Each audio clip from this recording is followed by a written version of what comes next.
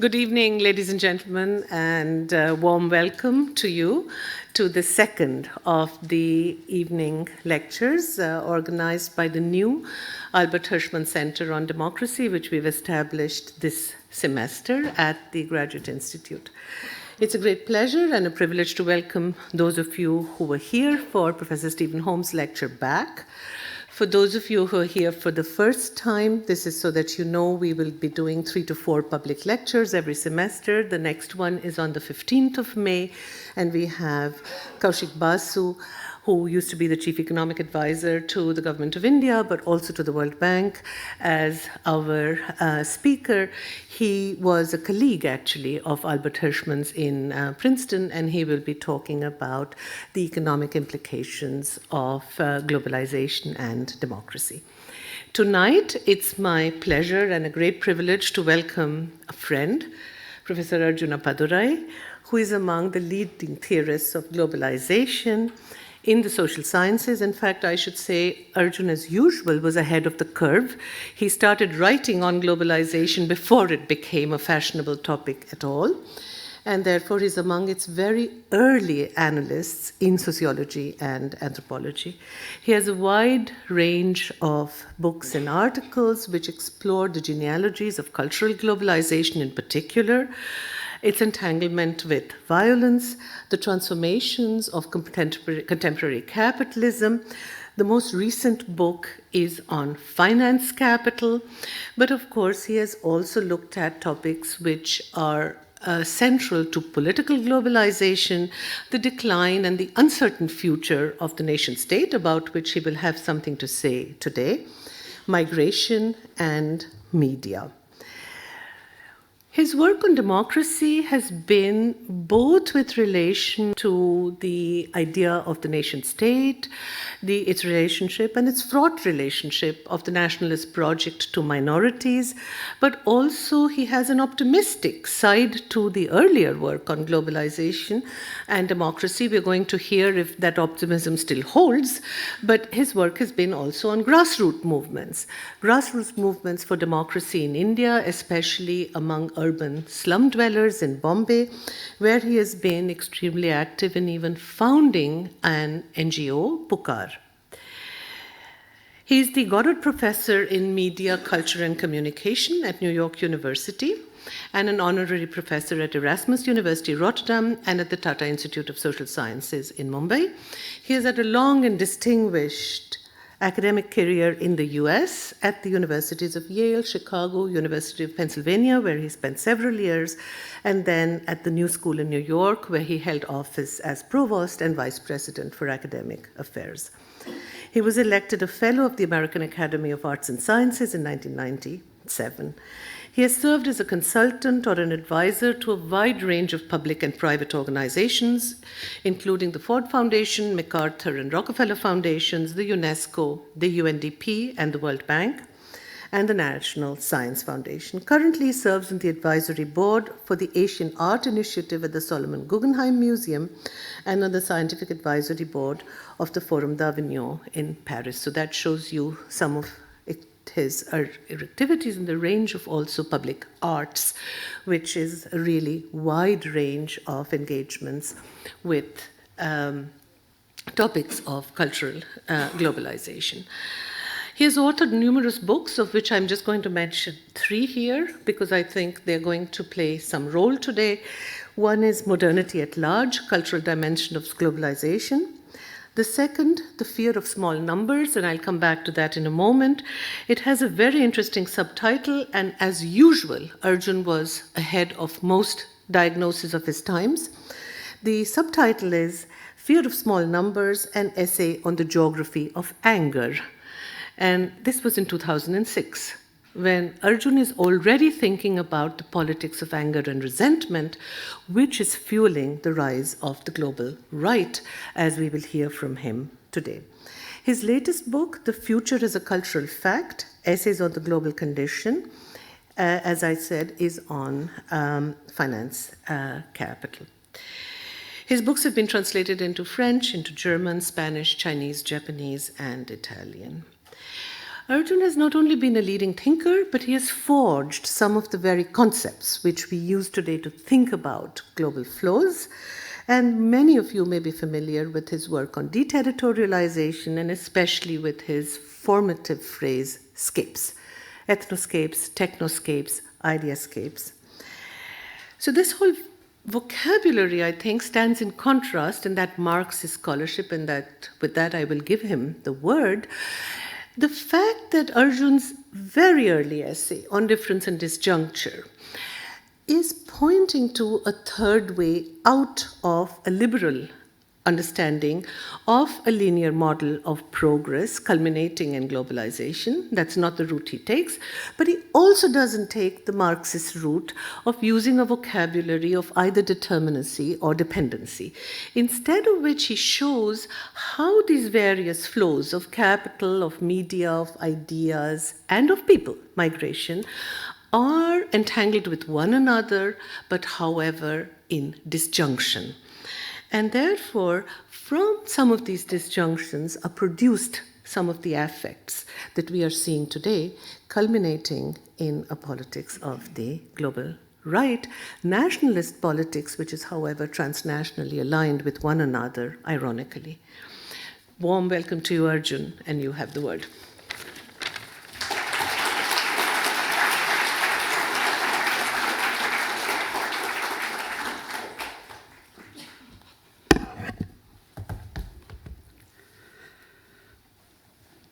I want to begin with some thanks and some acknowledgements. First of all, to Shalini and her colleagues at this new wonderful center formed in recognition, I suppose, and in continuing commitment to the ideas of Albert Hirschman. And I only have to say, in addition to thanking Shalini for her wonderful and indeed hard to rise to introduction, that invariably when I'm on some podium with Shalini, she either asks me questions or makes formulations about my work, which are much deeper than the work itself. So my gratitude is considerable. I wish you could give this talk. It would solve all my problems, but thanks.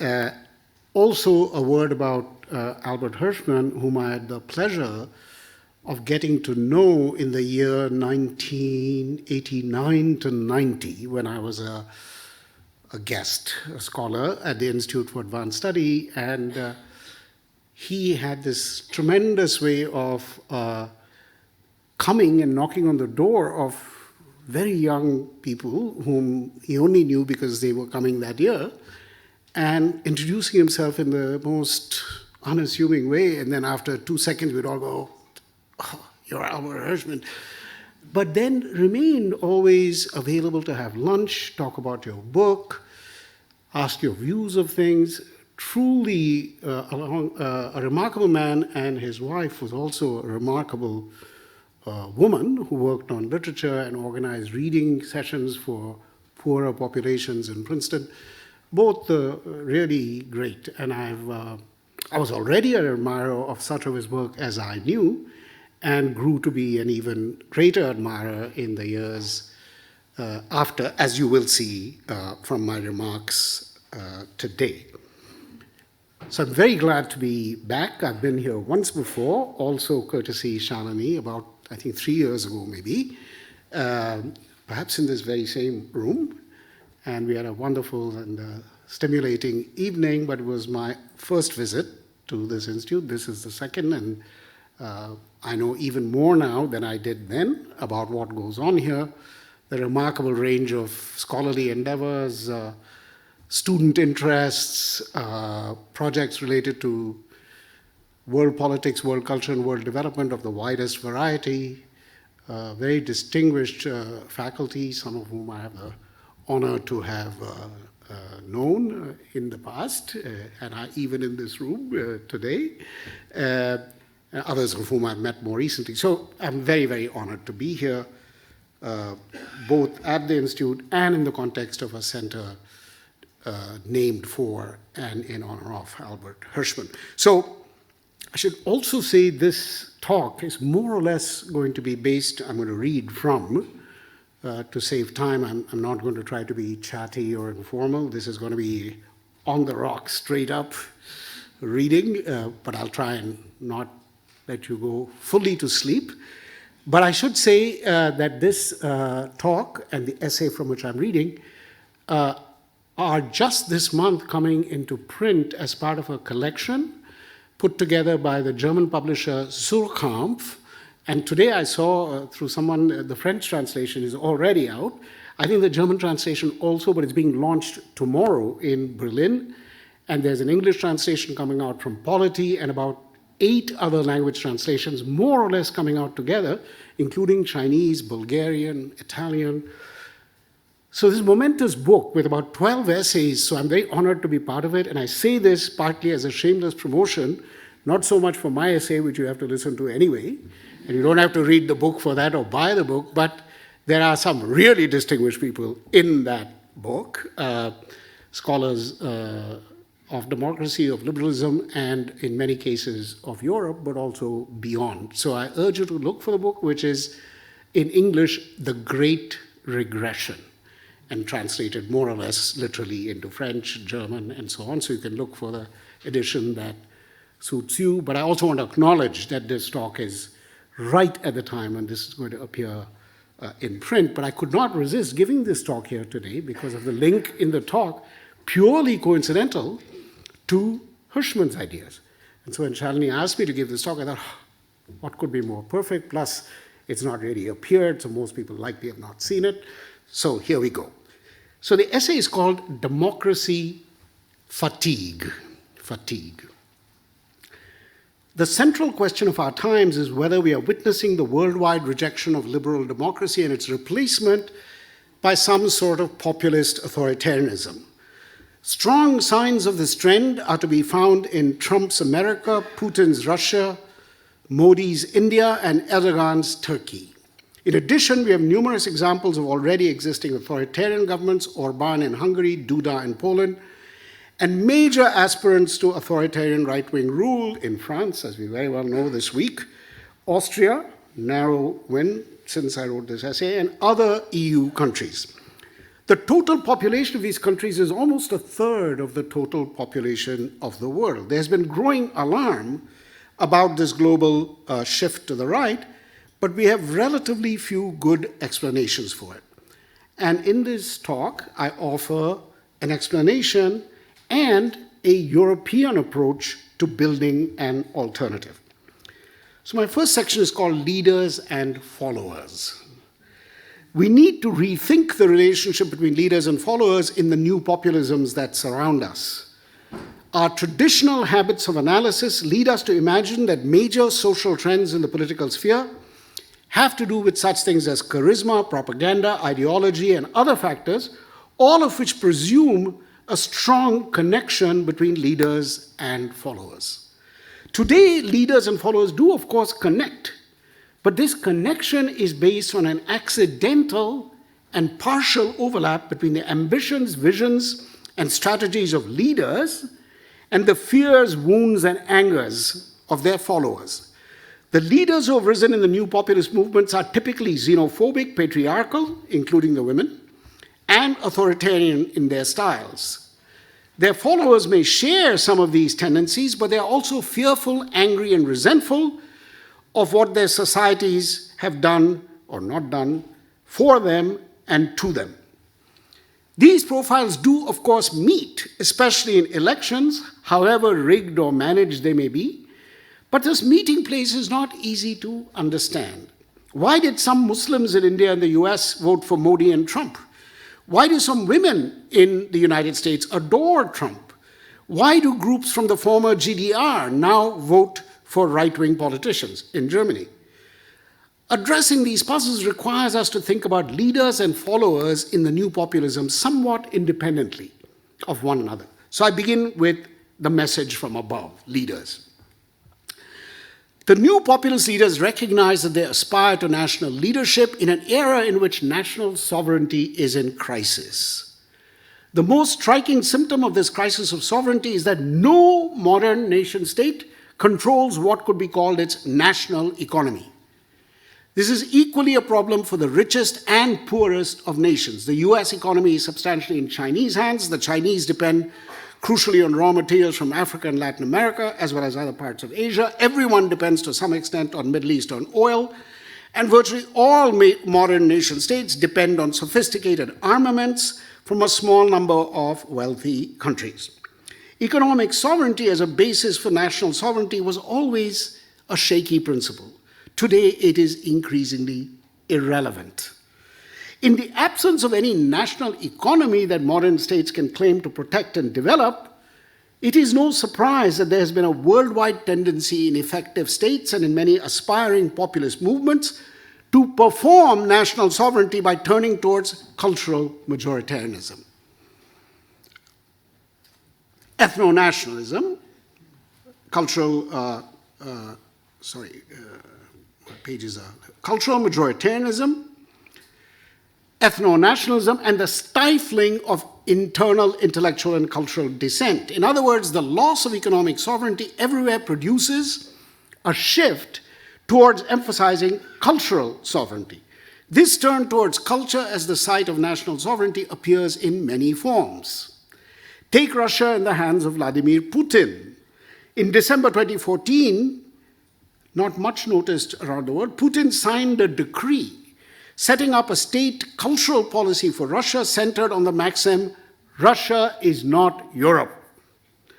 Reflecting an explicit hostility to the cultural West and to European multiculturalism, which Putin has characterized as neutered and barren, both being loaded sexual expressions, it enlists Russian masculinity as a political force.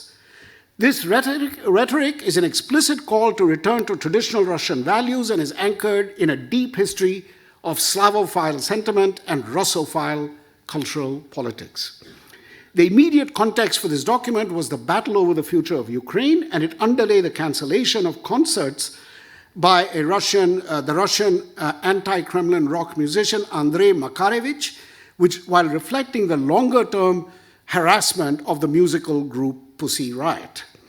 The policy calls for a unified cultural space, this is Putin's phrase, throughout Russia, and makes it clear that Russian cultural uniqueness and uniformity are crucial tools to be used against cultural minorities at home and political enemies abroad. Turkey under Recep Tayyip Erdogan has also turned culture into a theater of sovereignty. The main vehicle of his strategy is to advocate a return to Ottoman traditions, language forms, and imperial grandeur, an ideology that his critics have dubbed neo-Ottomanism. This vision of Turkey also encodes its global ambitions, its resistance to Russian interventions in the Middle East, and acts as a counterweight to the country's aspiration to join the European Union. This new Ottoman posture is a key part of Erdogan's endeavor to marginalize and replace the secular nationalism of Kemal Atatürk, the icon of modern Turkey, with a more religious and imperial style of rule. The country has also witnessed considerable censorship of art and cultural institutions, alongside direct repression of popular cultural dissent, as in Gezi Park in 2013. And now, since I wrote this essay, of course, Erdogan has moved a further step with his referendum towards the one-man rule. In many ways, Narendra Modi, the right-wing ideologue who now enjoys the prime ministership of India, offers the best example of how the new authoritarian leaders produce and maintain a populist strategy. Modi has a long career as a party worker and activist for the Hindu right in India. He served as Chief Minister of Gujarat, the state, from 2001 to 2014, and was implicated in the statewide genocide of Muslims in Gujarat in 2002 after some Muslims attacked a train carrying Hindu pilgrims through the state.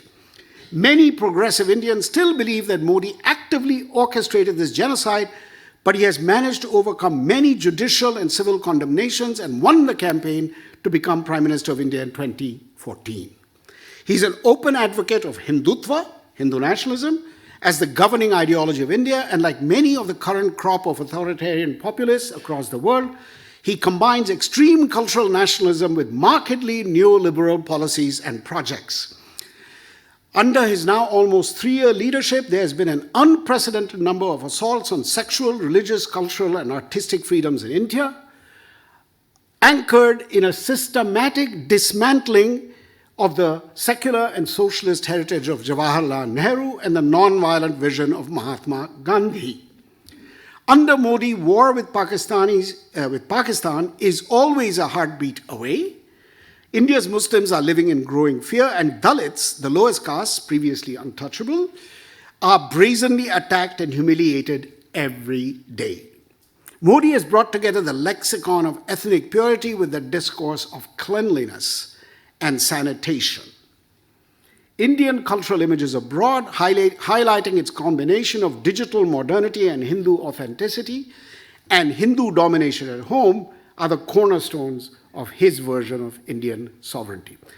And so it is with our latest nightmare, the victory of Donald Trump in the US elections of November 8, 2016. This event is still relatively recent, so even hindsight is in poor supply.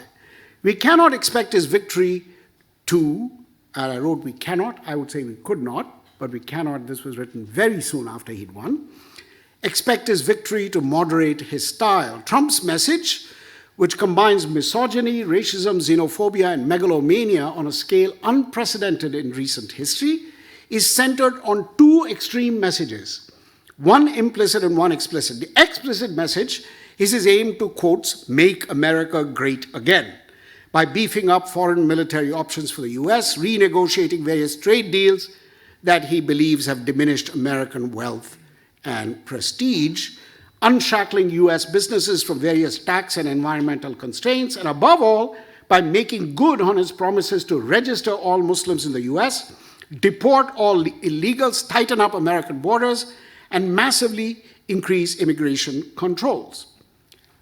That's the explicit message. The implicit message is racist and racial and speaks to those white Americans, who feel they have lost their imagined dominance in American politics and economy to blacks, Latinos, and migrants of every type. Trump's biggest rhetorical success is to put the Greeks of whiteness into the Trojan horse of every one of his messages about American greatness, so that making America great again becomes the public way of promising that whites in America will be great again. For the first time, a message about America's power in the world has become a dog whistle for making whites the ruling class of and in the US again. The message about the salvation of the American economy has been transformed into a message about saving the white race.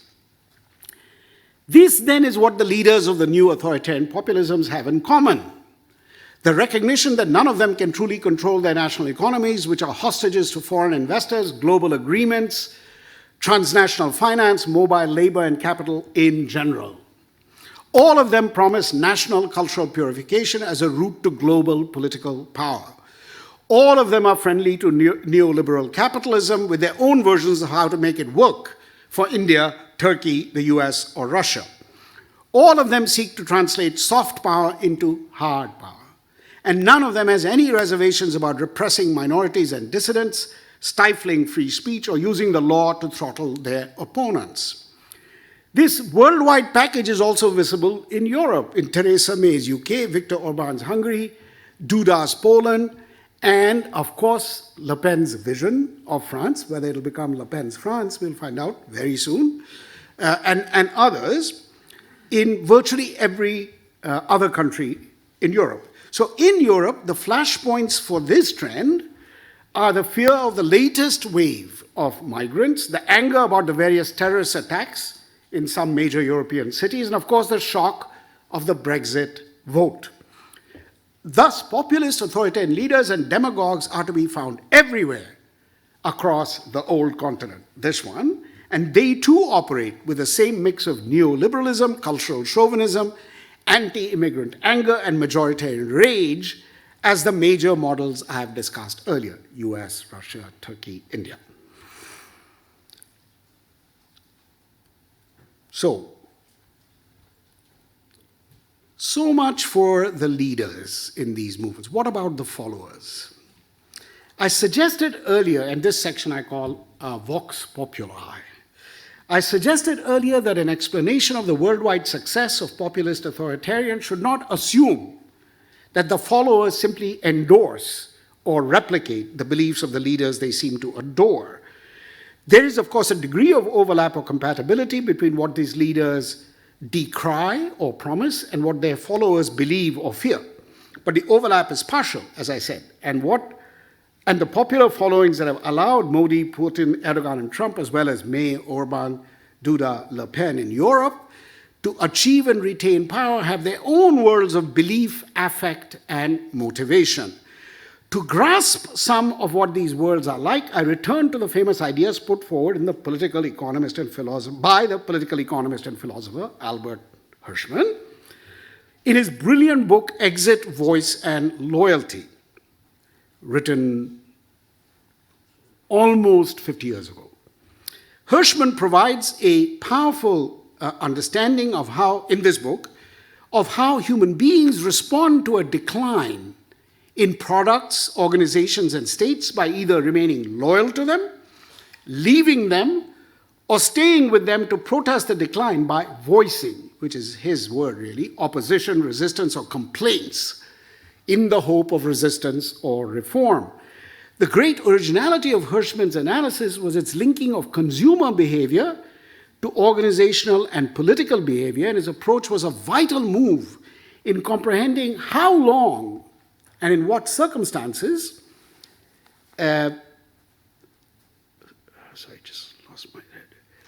what circumstances ordinary people could tolerate disappointment with goods and services before they switched brands, membership of organizations, or countries. Published in 1970, that's why I say almost 50 years, Hirschman's book offered a deep insight into modern capitalist democracies before globalization began to undo the logic of national economies, local communities, and place-based identities. It was also written before the rise of the internet and social media, and thus could not have anticipated the nature of disappointment and protest in the world of the 21st century. Still, Hirschman's ideas remind us that Brexit is above all about exit, and that exit is always in some kind of relationship to loyalty and to voice. How can Hirschman's use of these terms help us today? And there's been a whole literature, by the way, about Hirschman's ideas and refining them, tinkering with them, elaborating them, criticizing them, but they remain very strong reference points. So I suggested from the perspective of those mass followings, that is the people, not the leaders, that support Trump, Modi, Erdogan, and other established or rising figures of authoritarian populism, the exit that far too many of them are today supporting is a form of voice, not an alternative. So for Hirschman, exit meant voice is not working, let's exit. Exit now is voice. Hirschman was right that elections were the major way in which citizens enacted voice and showed how disappointed or happy they were with their leaders.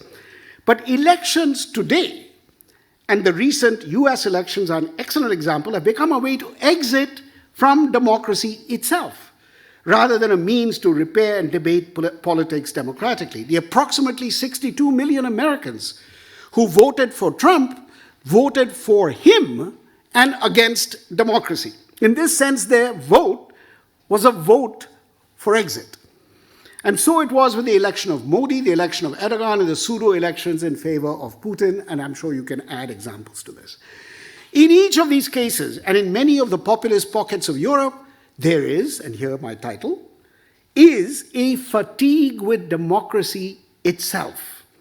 A fatigue which forms the basis for the electoral success of leaders who promise to abrogate all the liberal, deliberative, and inclusive components of their national versions of democracy. It might be objected that all populist leaders have thrived on this sort of frustration with democracy and have built their careers on it, going back to Stalin, Hitler, Perón, and many other leaders from the first half of the 20th century who exploited the failures of the democracies of their times and places. So, what is new about today's democracy fatigue. There are three ways in which today's widespread feeling of being fed up with democracy itself has a distinctive logic and context. The first is that the extension of the internet and social media to growing sectors of the population and the availability of web-based mobilization, propaganda, identity building, and peer seeking has created the dangerous illusion that we can all find peers, allies, friends, collaborators, converts, and colleagues, whoever we are and whatever we want. The second is the fact that every single nation state, I've argued this already, has lost ground in its effort to maintain any semblance of economic sovereignty. The third factor is that the worldwide spread of the ideology of human rights has given some minimal purchase to strangers, foreigners, and migrants in virtually every country in the world, even if they face a harsh welcome and severe conditions wherever they go. Together, these three factors have deepened the global intolerance for due process, deliberative rationality, and political patience, perhaps the most important, that liberal democratic systems always require. When we add to these factors the global erosion of social welfare and the planetary penetration of financial industries that thrive on circulating the idea that we are all at risk of financial disaster, impatience with the slow temporalities of democracy is compounded by a constant climate of economic panic. The same populist leaders who promise prosperity for all often deliberately create this sort of panic. Narendra Modi's recent decision to root out black money, that is untaxed money, cash wealth, from the Indian economy by taking 500 and 1,000 rupee currency notes out of circulation is an exemplary case of induced economic distress and financial panic. In today's India, these currency notes are a vital part of everyday life for poor and middle-class workers, consumers, and petty commercial operators, since they are worth about 7 and 14 euros, respectively. The best argument I've seen for why he would do this, as a guy who's constantly saying, I'll bring you prosperity, is an insight from somebody else, it's not mine, that what you do is create a climate of suffering and sacrifice, to show that building India requires pain. So what better pain than taking key currency notes out of circulation, making your economic everyday life miserable? And somehow that becomes part of enlisting you in the national cause. But there may be other theories. But in any case, financial panic, produced deliberately. The new chapter being written in the worldwide story of authoritarian populism is thus founded, as I have suggested, on a partial overlap between the ambitions and promises of its leaders and the mentality of its followers.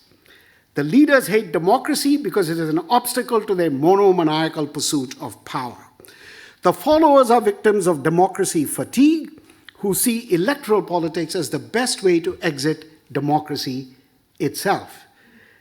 This hatred and this exhaustion find their natural common ground in the space of cultural sovereignty, enacted in scripts of racial victory for resentful majorities, national ethnic purity, and global resurgence through the promises of soft power.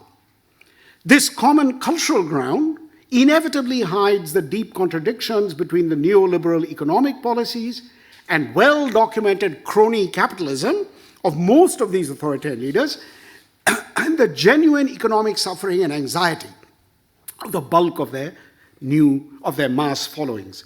It is also the terrain of a new politics of exclusion whose targets are either migrants or internal ethnic minorities or both.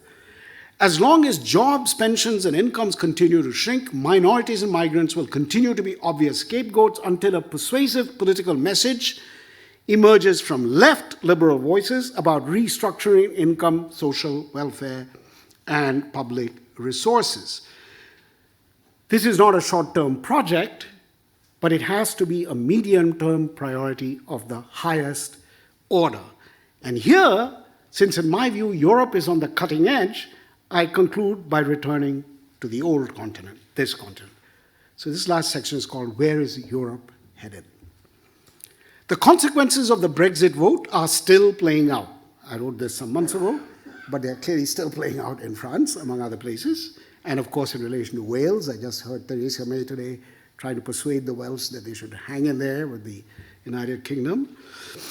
But its outcome indicates a mood in Europe that is not unrelated to the global trend to the right and to a growing ambivalence about the EU in many of its member states.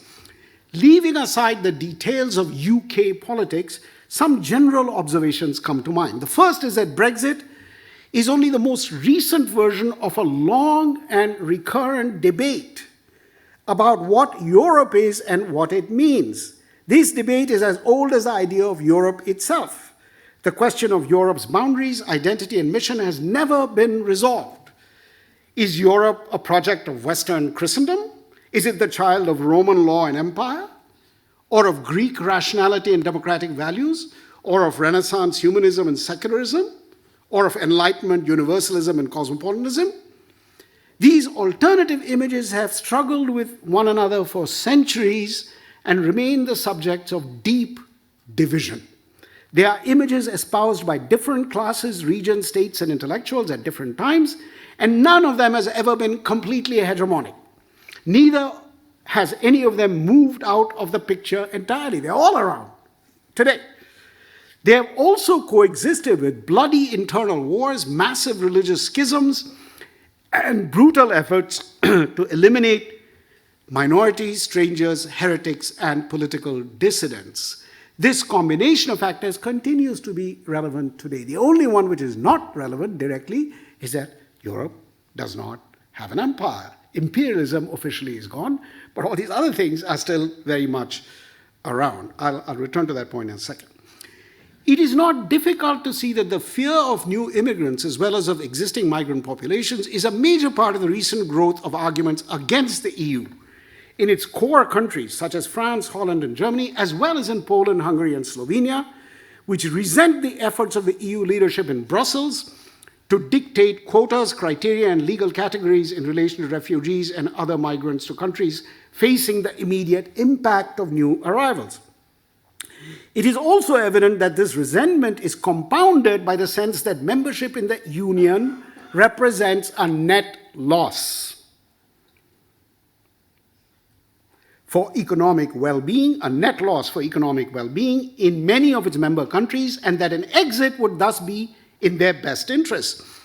But such exits are doomed efforts to regain the sort of economic sovereignty which is impossible to restore in the current era of globalization. Indeed, the debate over migrants, often at the forefront of right-wing political movements and agendas in Europe, is a prime example of the translation of issues of economic sovereignty into issues of cultural sovereignty, a translation and displacement which I've already argued lies at the heart of the growth of right-wing populisms worldwide. In Europe, the variety of movements that endorse some sort of exit from the EU are also those that are using electoral processes to exit from democracy in the manner that I've argued is the case in the US, India, Russia, and Turkey.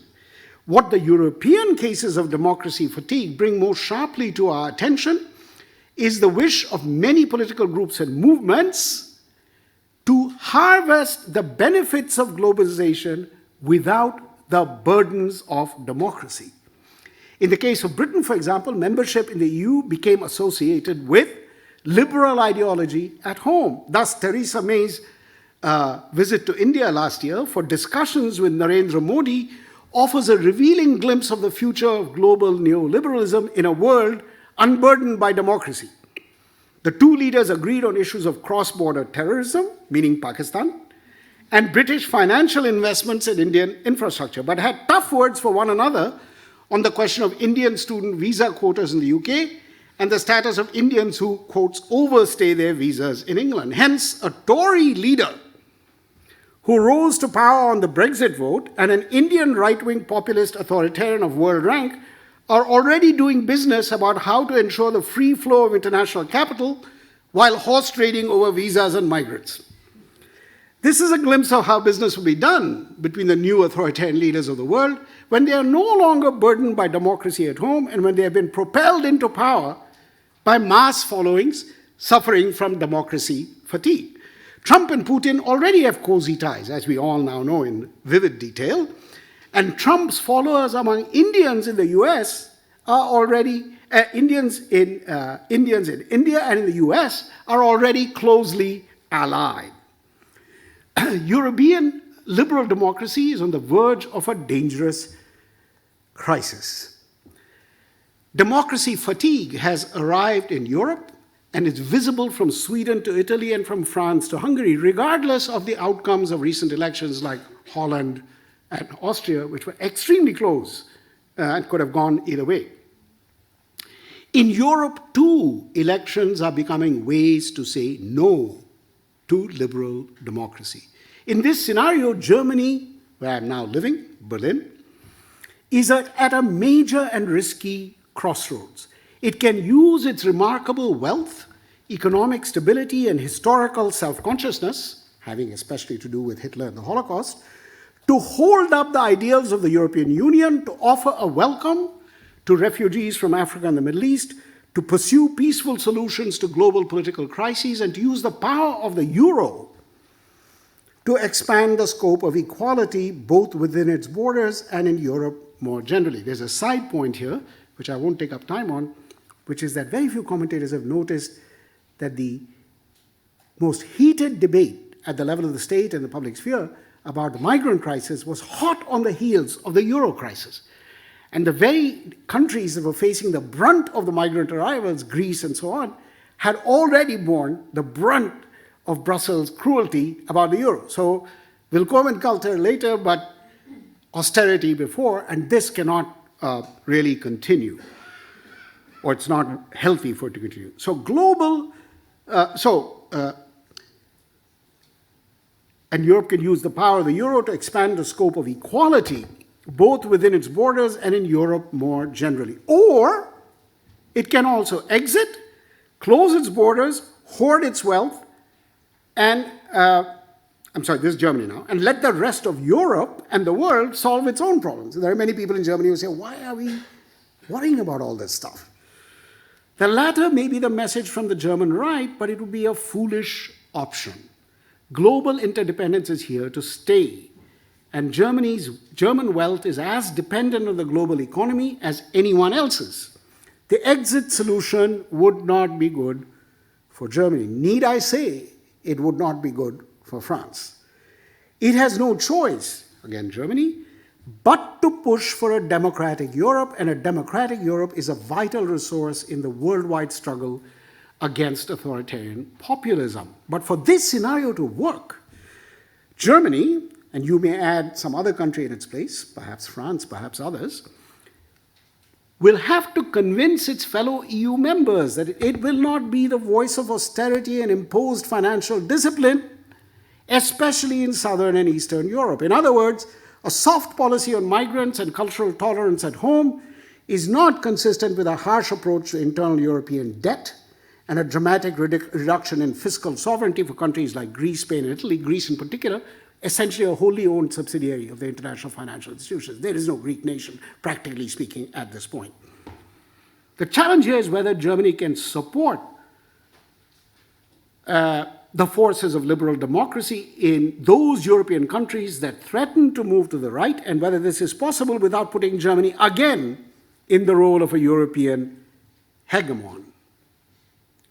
There is no easy answer to this dilemma, but it's not one to avoid. German liberal democracy cannot survive in an ocean of European authoritarian populism, and we can say this about all the other liberal democratic visions in Europe. The same is true. So in the end, there is only one path ahead, and that is for European liberal publics, workers, intellectuals, activists, policymakers, to make common cause across European internal borders to argue for economic and political liberalism. We need a liberal multitude. That is the only answer to the regressive multitude which is currently on the rise in Europe and beyond. Thank you very much.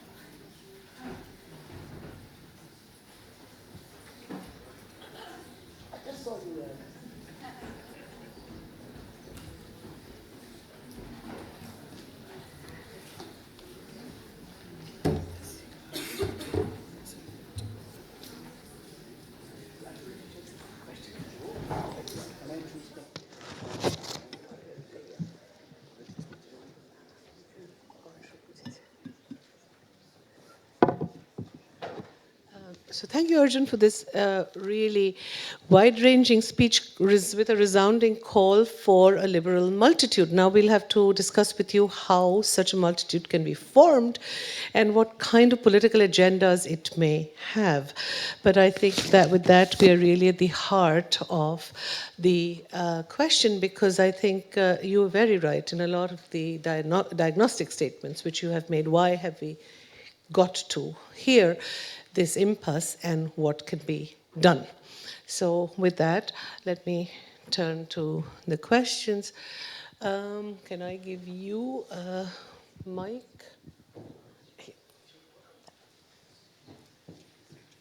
Thank you very much indeed for this elaboration. I have a question.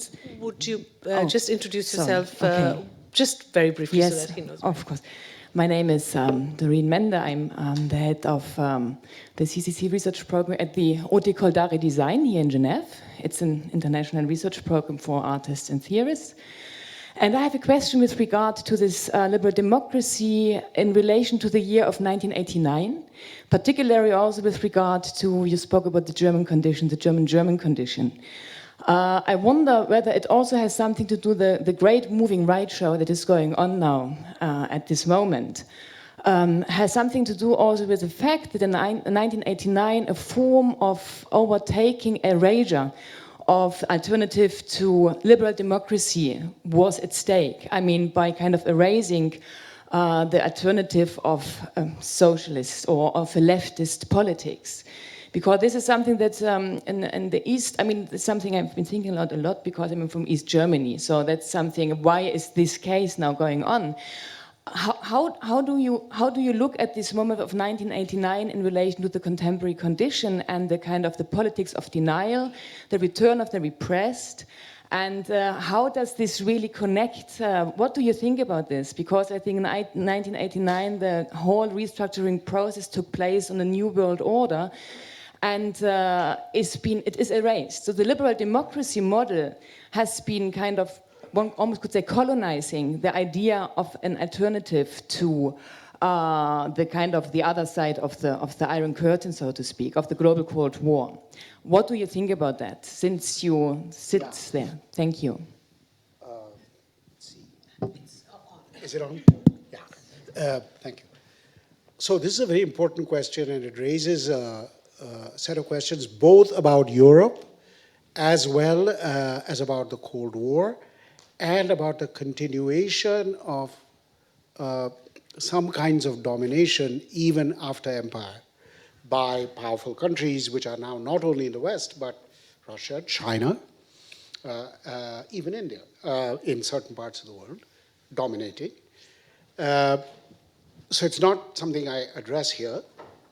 And I think we need to think aloud about this, but my very spontaneous thought, which is not a well thought out or a theory or something like that, it's just an instinctive idea, is that there's no doubt to me that 1989 created a new dynamic of aspirations which were caught up in the idea of democracy, modernity, and market. That was the message after 89, that these things are all one, they're parts of one another, and they came with the heaviest force onto sort of Mittel Europa, which was brutalized by the message that this is the way to go. And the whole of Central and Eastern Europe, but I think significant parts of Germany, especially on the east, etc., really suffered when this great moment of liberation happened. And I know, living in Berlin today, that a lot of the dynamics of everyday life in Berlin is by East Berliners who are miserable in the new order, who feel like second-rate citizens, and it's very evident to me why they may move to the right, even when their politics was of the socialist times, because they feel second class. And this playing to the second classness is what the far right does, what Trump has successfully done, and what others do in other parts of the world. So that's one part, I think, is people who have both suffered and were profoundly disappointed because they knew that things were wrong with the older order, but they thought something new will happen, and they can tell you all the time how nothing has changed for them. And things have actually gotten worse. Corrupt leaders, less jobs, less salaries. This recent strike of airline workers in Germany, I was stunned to see it was about an increase from 11 to 12 euros an hour. I mean, an American worker would have this salary, for 1 minute, and yet German management was sitting very hard on them for this small. So I can see lots of issues like that. But the other one is the Cold War and its broader context in the immediate wake of World War II and in the context of decolonization. So these are interests I have to reveal. I'm now thinking about a lot because my wife is working on Yugoslavia and India in the period of non-alignment. So she is giving me a lot of new scholarship and new ideas about decolonization, about empire, about the ways in which empire has actually disappeared or not, the vision of some kind of world in the early period of non-alignment that people like Tito joined in, which is now more or less buried. And the only thing I want to say, because I don't have a clear answer to what you're saying, is I think that's a very important question, is that that vision, let's call it the non-aligned vision, which quickly became sucked into the orbit of the big powers and sucked in by the IMF and the World Bank, developmentalism, blah, blah, blah, still was a vision. It was a vision. And to me, it belongs in a history of subordinated ideas about Europe. Ideas at the margin, ideas by minorities, ideas from here or there. And I will only say that I, along with my colleague Regina Romhild at Humboldt, who is my closest colleague in Berlin now, we are hoping to do a project on what she calls in the German version, andere Europe. That is, what is the history of these alternative ideas? Because I mentioned in this talk that Europe has always been contested, and it is still contested. But in that contestation, what happens is that all kinds of ideas get relegated to the margins or totally forgotten. But it's an archive we need to reopen because it has possibilities for them now. That's as far as I could go. Already too long of an answer for a person who does not have an answer to your question. Good evening, Professor. Thank you so much for those comments, and especially as somebody who has seen demonetization, had suffered because of it, the comment about sacrifice, etc., really was like a light in a dark room. It suddenly gave a lot of thought. My question, Anshul. My question is related to the last bit that you said and what also Professor Randeria had built upon, the opposition and how, and especially in the case of India, when the recent election took place in the most populous state and Modi, again, his party has won with a stupendous majority. My anger is then towards the opposition and how it has completely failed to bring together any kind of alternative platform to this swing to the right. I know I'm not that right in the context of a totalitarian power like Turkey, but again, in the case of US, did Hillary Clinton and her version of the US give a good enough opposition platform, as it were? I'm sure in the case of India, the Indian National Congress does not give that kind of platform. So where does the opposition come in this diagnostic version of the popular right swing that you have spoken Very of? important question, indeed a vital question, and looking forward, it is the question. Because in a way we can say a lot about why these people have won, we can add something, but what can we do? As Lenin said, what is to be done has a kind of Indian ring about it, what is to be done, is very challenging, and I have a couple of thoughts about it, but the first part is to concede that liberals and the left, whether in the US or in India, everywhere else, the organized left, the hard left, the soft left, basically have failed badly to tap electoral sentiment, mass sentiment, populist sentiment, whatever you want to call it. And it's always stunning to me that in a country of 1.3 billion, more or less, India, there are about 4 people who seem to be serious leaders. In other words, who have charisma, vision, intelligence. This is a country of 200 million graduates, 100 million, highly educated.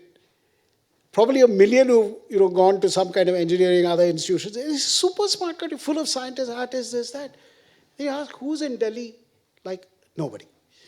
Or for that matter, in Chennai or wherever, state capitals. I mean, it's a bunch of gundas and, real idiots, but thugs, actually. So I don't need to tell you that, especially a person who's been in India, knows India.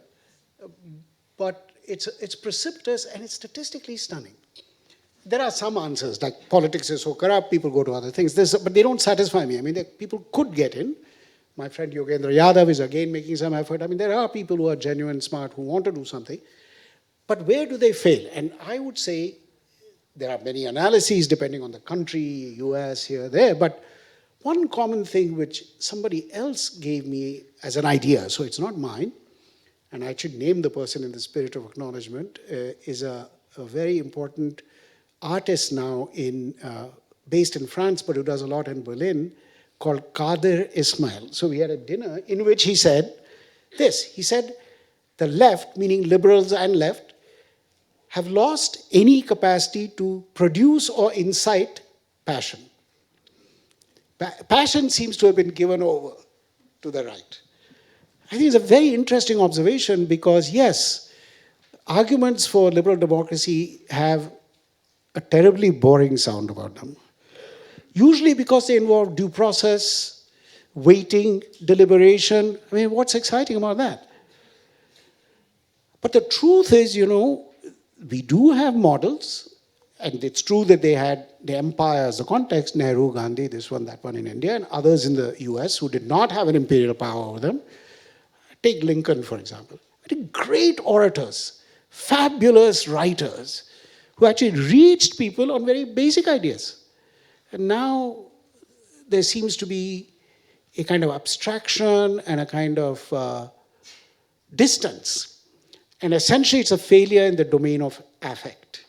So I hear in anthropology, there's some new terms, affect theory, I don't know, it's kind of business class theory. I'm in economy as far as these things are concerned. But I agree that we need to think of how people who are not on the right, people who are against the right, wherever they are on the spectrum, can mobilize affect, if you like, sentiment, if you like, emotion, on a large-scale basis without it being a manipulative exercise. I don't know how exactly, but it's the beginning of an answer to Shalini's question. We cannot shun passion and see ourselves as a voice of reason and perpetuate that dualism and go sinking, giving that message.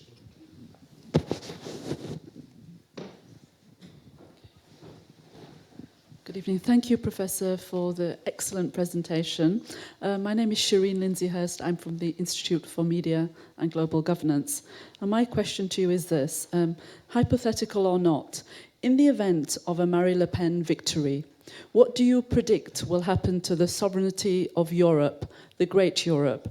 And how will Europe then proceed to negotiate its sovereignty with its member states? What would be its strategy for the future? Thank you. Yeah, again, a hugely timely question, and one, which puts us, you and me and all of us, in a little bit of a crystal ball situation. But we can, without gazing and saying she will win, she won't win, it'll be by 3%, 2%, which is anyway not my expertise. I am firmly committed to her defeat. I know some of the questions about Macron, but I'm sure he would be the best news, certainly as far as Europe, the EU vision is concerned, without a doubt. It's open and shut. And that way his message is correct. There's a choice here. It's a clear choice. It's a referendum on Europe, among other things. If she wins, I think, in a way, it'll be less obviously an immediate disaster for Europe or anything else as it seems it might be. Today already she's gone on TV saying, I'm no longer going to run my party. I'm going to be the president if I win of all the French. I mean, people have to do this. I mean, if she wins, she'll have 25%. I mean, she will have hell. Actually, so will Macron. So they will all have to reach somewhere wider than they are, number one. Number two, I think exiting Europe might be done formally, as it was done by the UK, but it's a disastrous mess on every index that you can look at. It's been a terrible mess. There's been a lot of backpedaling, a lot of second thoughts. Theresa May is still plunging forward because that's her platform. That's the only card she has to play. She has to make it work. But because there's a severe loss of national economic sovereignty, my thought is nobody exits from globalization. So Le Pen's question will be, how do I exit from globalization? And she's of course made it clear she's against globalization. What does that mean? I mean, will we re-enter, a world which is even small compared to Brodel's Europe? No French goods will go out, nothing will come in. I mean, going back centuries, France and every other European country have been caught in huge regional markets, global markets. All that's going to be stopped? I mean, it's insane. So what it means is it will continue, but it will continue in a way that someone like Le Pen will have to present as being in the national advantage all the time. And that's going to be very tough because international markets don't dance to your national tune, whether you're Trump or anybody else. I mean, you might as well be Namibia, as far as global markets go. That's why I said the richest countries and the poorest countries are all, I always use the image for the US of being like Gulliver in Swift, huge bloody thing with 100 threads, like that, as far as the economy is concerned. Now, I can go and throw bombs somewhere, that is true. But as far as the economy is concerned, there's not a lot you can do. You're going to have to be in a global game. And how you can be a significant European country and play the global game and not be part of Europe, I would like to see. Plainly, I think it's impossible and it's costly. So the minute Brexit happened, all the banking interests began to buy property in Amsterdam, Paris, here, there. London stuff begins to plummet, which actually would be a good thing, but it's not plummeted enough. That's the trouble, to be healthy for the economy. But there are changes, costly changes. So I guess the short answer is I think the scary place in Le Pen's France, if such a thing happens, or already existing in Trump's America, is the license to perform the politics of hate against minorities. That there's nothing to stop you. You can do it on your soil. It's not about the international economy. You can do it there. And that's what Trump is doing fully, and Le Pen can try to do. Now, whether French political culture in the public sphere has enough controls to make that difficult, or whether, the attacks in Brussels or in Paris or London will, or the celebrated death of this policeman, which was celebrated today, will give people the sense, yeah, let's have a kind of all-out war against the banlieues, against minorities. It's a very scary thought. I don't think it's easy, myself. Two questions up there. Shall we take a few? Yes. Group. Yes. I'm going to suggest we're going to take three together. We group those. Right up.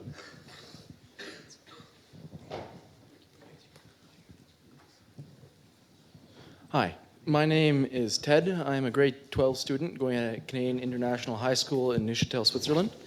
I have a question about your integration between the global argument of this movement and when it pertains to the people and the leaders voting for the end of democracy, as you put it.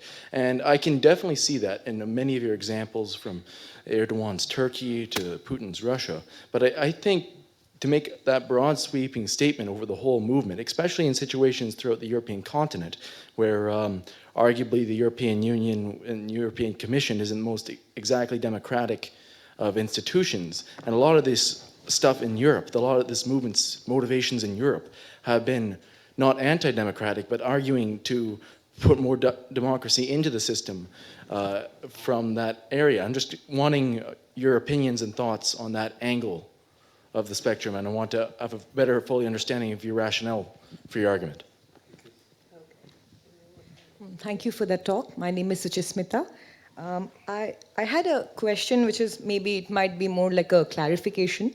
When you use, so especially going with Albert Hirschman's formulation, and then you talk about exit is voice, and then you go on to say that there is, the voting itself is a form of exit from the process of democracy.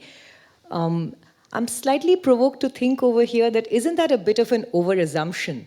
That when we say that we are voting to exit from democracy, this reminds me of what a lot of left liberal politicians and intellectuals were saying and bemoaning, when the right comes to power, that you're voting for someone who is actually against democracy. But in that process, maybe we are actually not in tune with what the masses are probably wanting and thinking. So I don't know, to me it sounded a tad bit, if I may dare say, use the word elitist, to just say that the vote itself is a form of exit. It's a terrible charge, but I'll take I mean, I would like you to expand a little on that. Maybe I misunderstood you, so maybe that. Thank you. And then there's one more question there in the back somewhere. Sorry, it's here. All right. So we'll take one more here, and then we have two here. Here, third row corner. My name is Rashid, and I'm a French citizen just worried about what's going on in France. I would like to ask you the following. Tell me if I'm wrong, because I haven't attended the entire conference. You're basically saying that economic crisis means more racism and more right-wing. As far as Europe is concerned, things are meant to go worse, because we have a continent not really accepting globalization, and you have, even in Germany, there is growth, but the middle class is not profiting from growth. You've never had so much poverty as now in Germany. I know the case quite well because I've been living there for a long time. So what is the solution? Because things are meant to go worse. So that is to say, according to what you're saying, that the global swing to the right is going to get worse. I personally think that if they get into power, people might understand what it really means. So as a kind of perversity thinking, is it the best way to solve the problem? Let them come into power. It is a sad thing to say, but that might be the thing to do. These three, and then we take three. Yes, I'll try and be brief so that others can get a chance to raise their issues for our collective deliberation. On your question about Europe, I think my view is actually more nuanced than this text communicates, and that's my fault, because in fact I put a lot of faith in Europe, because I think many institutions are actually intact, that the idea of a state that does care for its citizens to some extent is intact in many countries. When you come from the US, it's all absolutely clear, maybe not from, say, Canada, but when you come from the US, it's very clear that there's a lot in play in Europe, both in the ideas and in the institutions, which could be very valuable. There are powerful forces against it, but I actually do believe that a great deal works. As far as Brussels and how people feel about Brussels and whether they're really fed up with it or whether they want it to be more responsive in some kind of democratic way, that's an empirical question that actually goes a little bit beyond me. I have some intuitions about it, but I'm quite open on whether on the whole the complaints are that it doesn't work right, or whether the complaints have crossed that mark and said, it's fundamentally a flawed idea. It was a bad idea, we should never have signed on, let's get out. That different. So but it's open, because I'm not an expert on that by any means. On your question about exiting from democracy, there's always that risk, of course. And alas, there's never any escape from elitism. Because whether you believe that the masses are expressing what they want, or whether you say they're not expressing what they want, or they're expressing what they want, but it's not a good thing, whatever you pick on the a la carte menu, you're going to take a view from Delhi or Bombay or Chicago or Geneva or somewhere. It's very hard to say we are, as it were, rising from the earth with our opinions in academia. At the end, there's always some distance, there's always some risk. But I do think, I take very seriously the work of Mukhalika Banerjee, for example, that elections are a hugely meaningful thing for women, for Dalits, and so on. And I've said that in my own writings, and I admire that work, which is rare work, which is ethnographic, and it's about elections. Still, it's hard to deny that even though elections are a highly significant part of genuine expression of participation for very poor people in India, forget, city people, that this participation is not being directed somehow towards an expression of frustration, and a frustration that's so large. And it's not hard to understand that frustration. You look at these farmers, naked in Delhi. I mean, what are they expressing? Joy with participatory democracy? Or are they peculiar people who've come from Andhra and Haryana? I mean, these are just ordinary farmers, except they didn't commit suicide. They're still willing to march naked in Delhi. So I do think there's a deep unhappiness in many subaltern populations. But it's true, the complexity is they do vote. And when they vote for Modi. And I think that cannot be denied. But I think that's because whether it's Trump or whatever, and I hope this is not a kind of illusion of an academic, it could be, that's always a risk, is because they want a solution now. Now. They don't want the wait, it will take 20 years. I mean, it's not like Nehru in 1950. After five-year plans, you will all be, people don't want any of that. They want it today or soon, very soon. And then who they believe about that delivery, that's another matter. But so I think there's nothing, even when someone like me says elections are exit from democracy, I don't mean to say that contemptuously. I mean to say people are fed up. What are you going to do about that? Because the other side is doing very well with that. So that's more or less my thought. On your question, I think we are largely in agreement. I do agree that globalization, I mean, maybe I didn't point this out enough in the talk, has produced massive inequality, growing inequality between classes, nations, regions. There's no doubt on that debate where I stand, both also in India, poverty line. I'm clear that we have deepening inequality worldwide.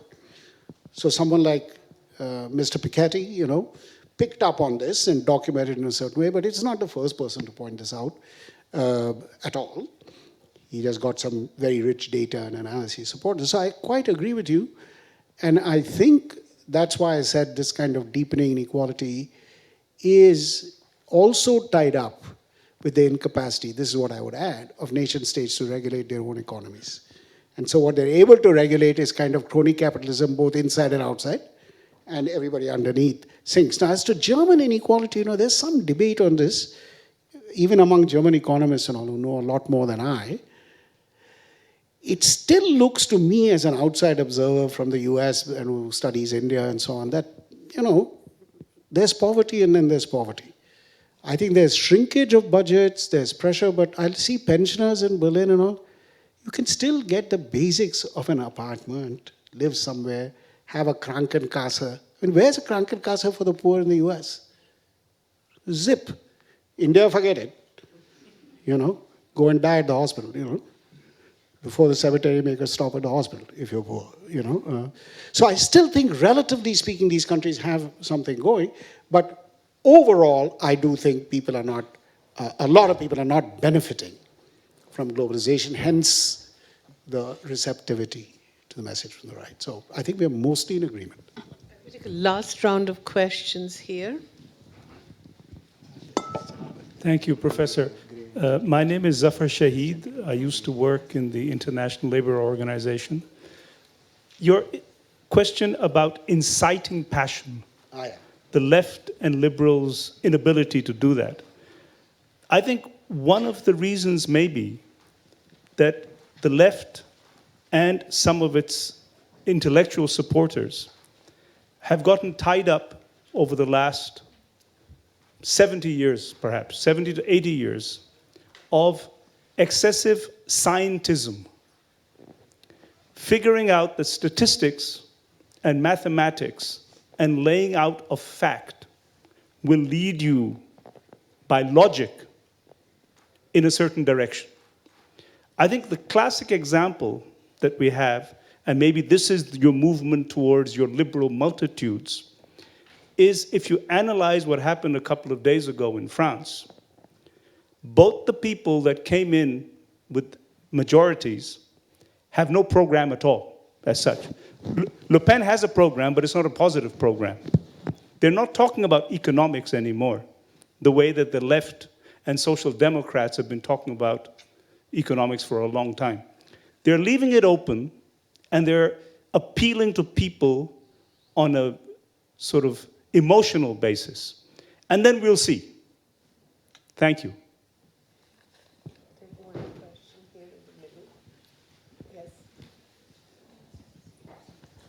My name's Peter. Thank you for a very interesting lecture. You've spoken about the role that you think Europe should play in resisting the global right. Would you like to say anything about what other parts of the world, the role that other parts of the world might play, like Latin America, Canada, Indonesia, Japan? And I realize they're all very different, but if you would pick and choose perhaps in discussing their role. Thank you. Hello, my name is Anushka. I work for the Asian Forum for Human Rights and Development. I'm Sri Lankan, so I come from a country that did experience its own swing to the right and has since then sort of swung back again. But there is still a very pervasive sort of ethno-nationalist movement happening in Sri Lanka. So there's a very good chance that that right-wing sort of majoritarian fervor will again be then represented in elected government. So my question to you is, how does the Sri Lankan government ensure that this democratic space that has been created is now protected and secured? And I think that's maybe relevant for other countries too that are going through this, that will hopefully one day come out of it. How do you keep from backsliding again and protecting this space that's been created? Thank you.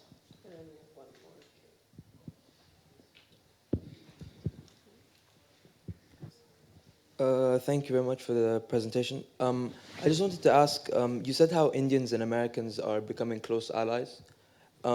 Yes, they both had a swing to the right, but would that bring them closer together or further apart?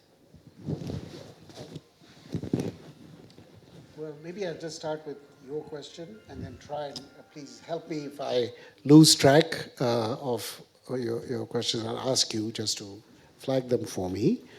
On this question, I meant the followers of Trump and Modi are seeing things together, and Trump and Modi themselves see themselves as having some commonalities and have had some good communication. So it's not Indians and Americans generally. I think it's people connected to these two leaders see that there's a common emphasis on a kind of cultural nationalism which Indians in the US support for India, and therefore they're often aligned with Modi.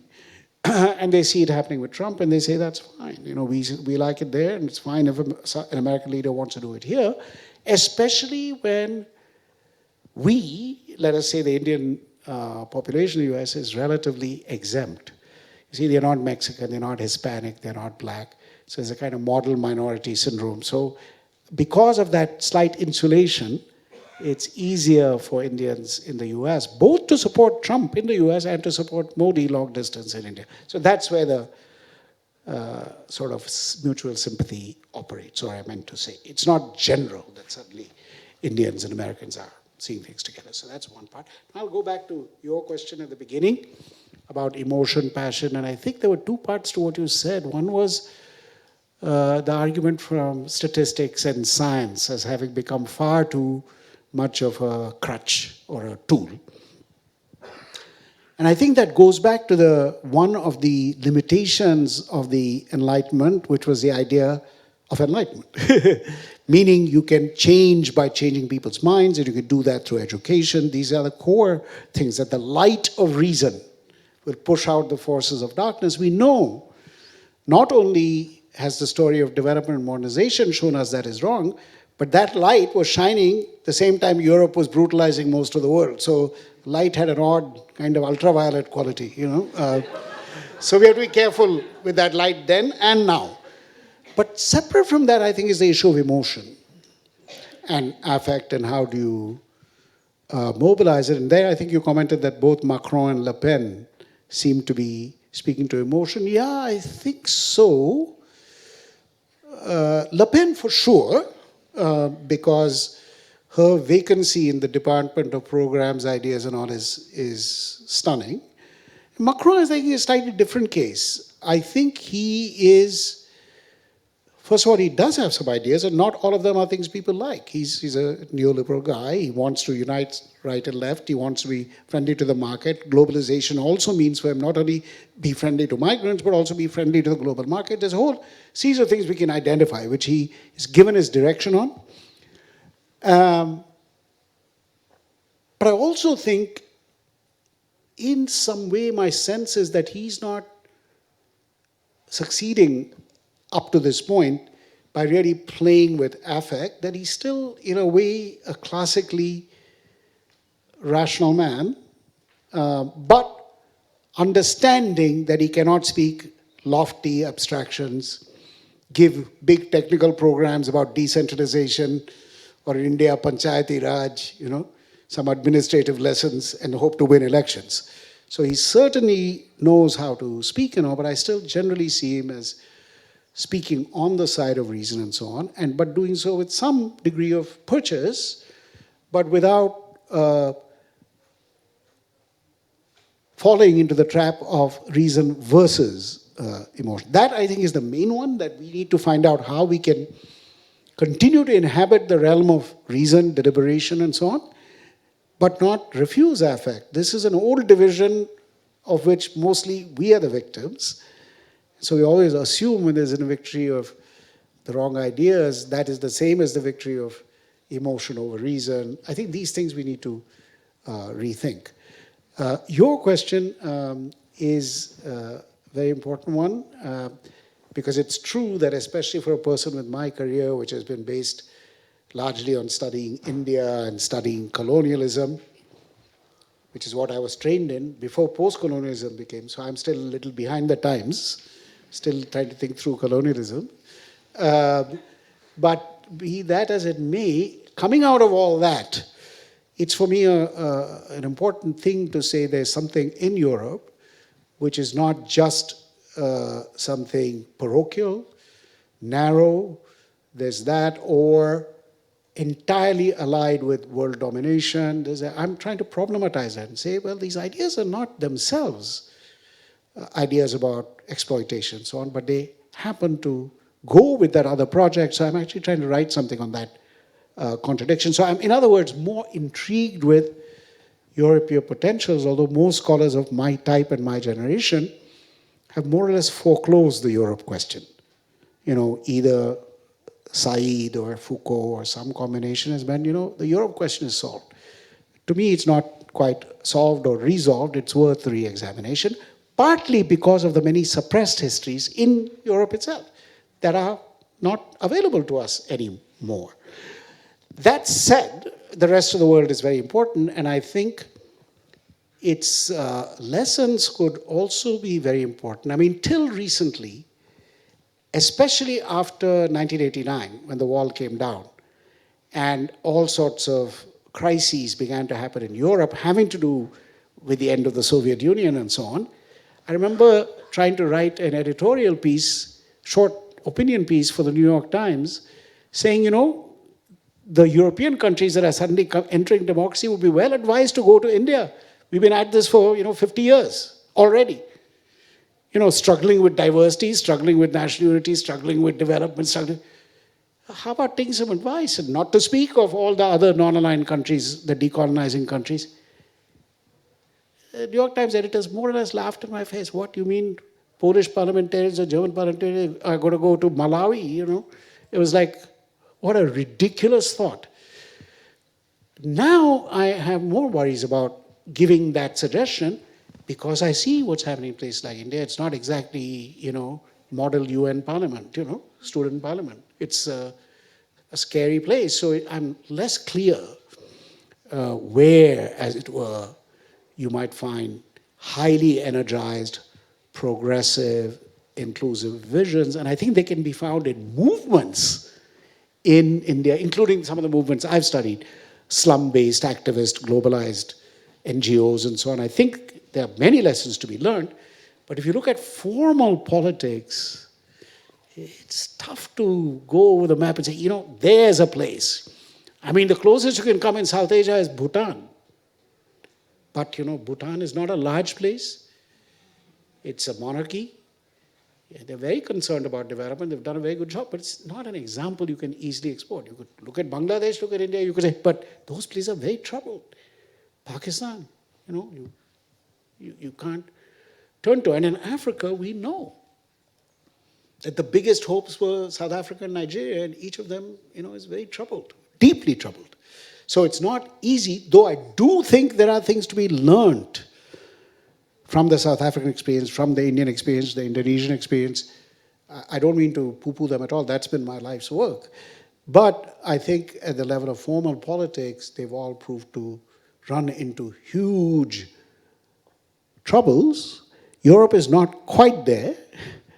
So while it looks around, which I encourage, and I hope it happens more and more, I think they can also look back into their own buried histories, alternative visions of what it means to be Europe. That's my actual hidden kind of little message or hope or ambition.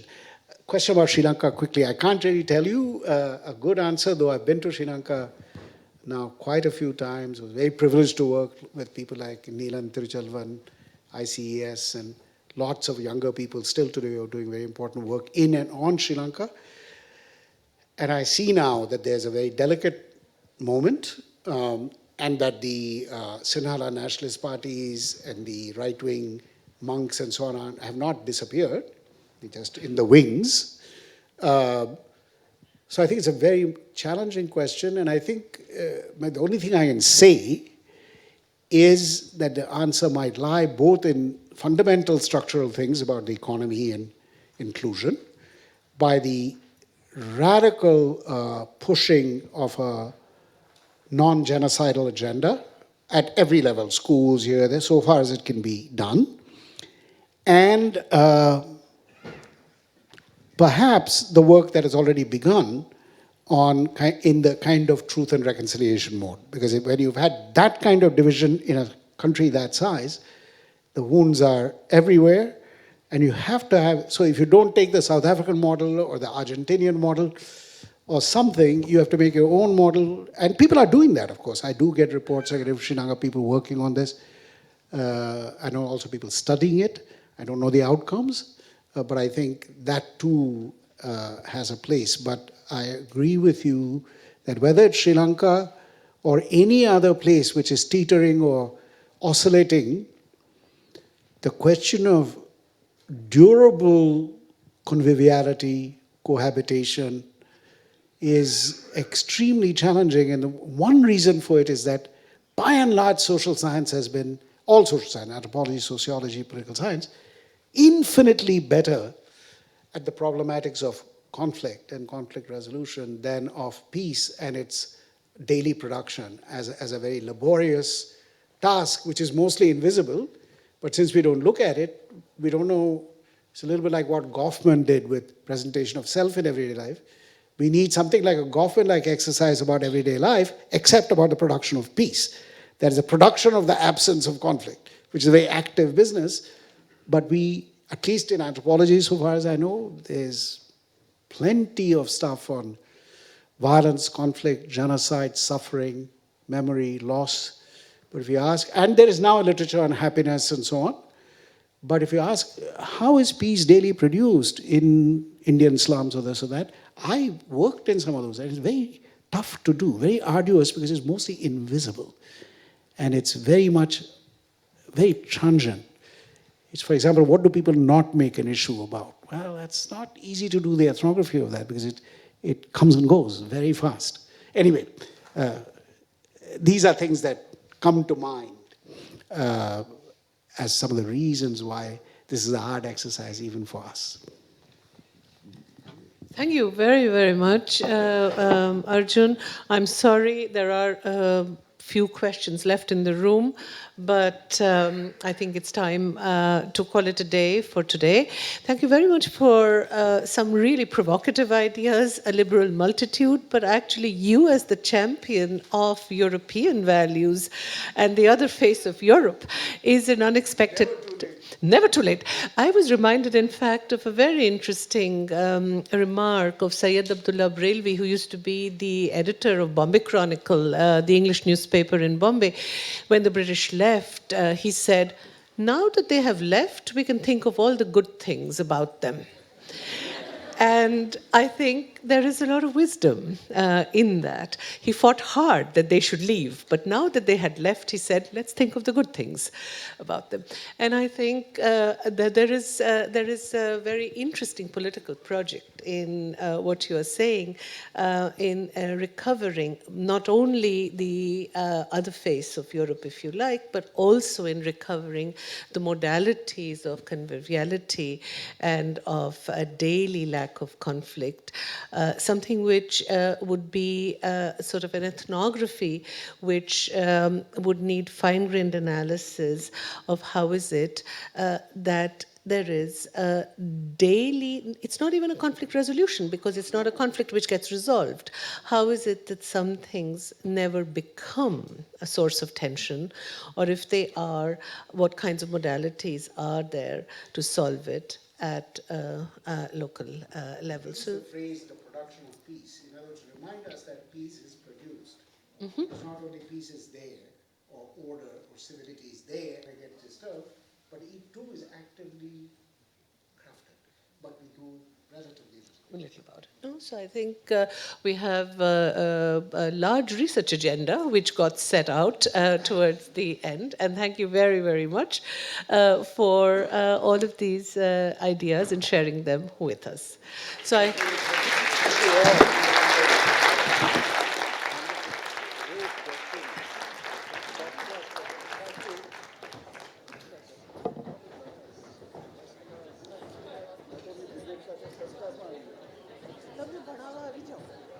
I think you'll enjoy teaching. You'll enjoy teaching. Thank you so much, Professor. Thank you so much, Professor. I am a big fan of yours since the time you said that the only thing that unites India is Chinese food. I remember that. Still asking people to explain. Yes. कुछ नहीं है, सिर्फ वही है. अच्छा उसके बारे में क्या हाल है? ये भी बताओ.